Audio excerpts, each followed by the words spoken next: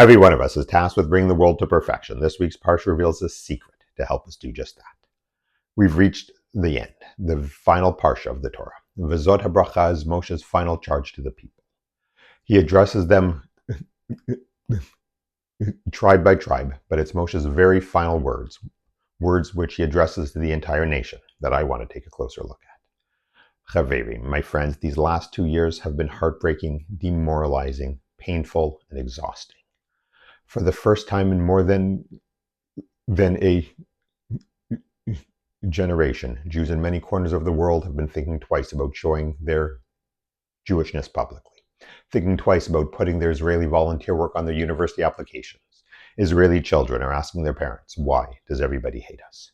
No child should ever have to ask their parents that. No Jew should ever have to worry about expressing their Jewishness.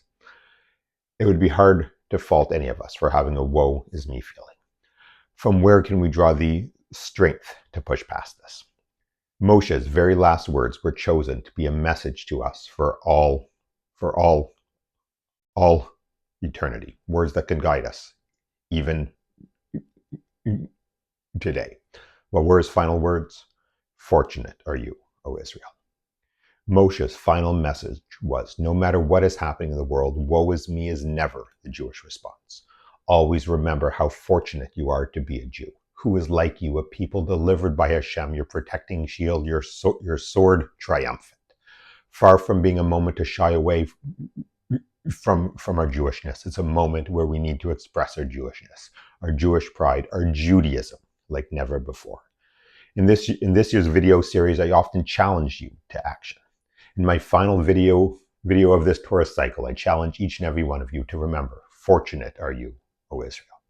I record this video mere hours after the final 20 living hostages have returned home and been reunited with their family, reunited with their nation.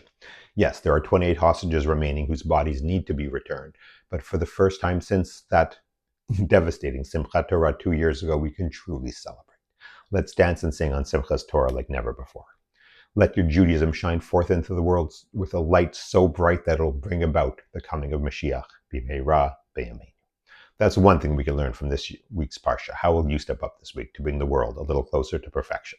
Shabbat Shalom, Chag Sameach, and Am Yisroel Chai.